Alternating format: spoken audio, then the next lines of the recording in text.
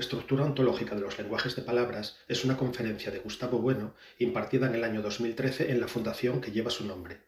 La tesis principal de Bueno en esta conferencia, según sus propias palabras, es que el lenguaje escrito no se agota en ser una transcripción del lenguaje hablado, sino que constituye una fase más de la evolución del lenguaje de palabras. En el lenguaje escrito es posible desarrollar muchas cosas que resultan imposibles en el lenguaje hablado. Bueno aporta numerosos argumentos en favor de esta tesis.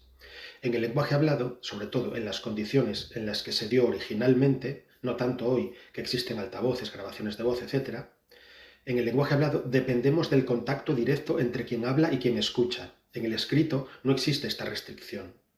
El lenguaje hablado, asimismo, no rebasa el nivel de una generación o de unas pocas generaciones.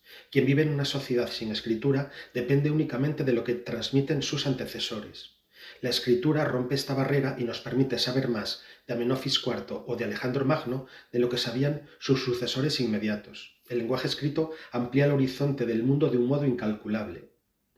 El lenguaje oral, asimismo, no permite más que una sucesión lineal de la cadena. En cambio, el lenguaje escrito posibilita un pensamiento no lineal, sino matricial. Permite esquemas, diagramas, fórmulas. Las leyes de Kepler jamás se habrían podido conocer sin el lenguaje escrito. Los principios de Newton no sería posible transmitirlos oralmente, etc.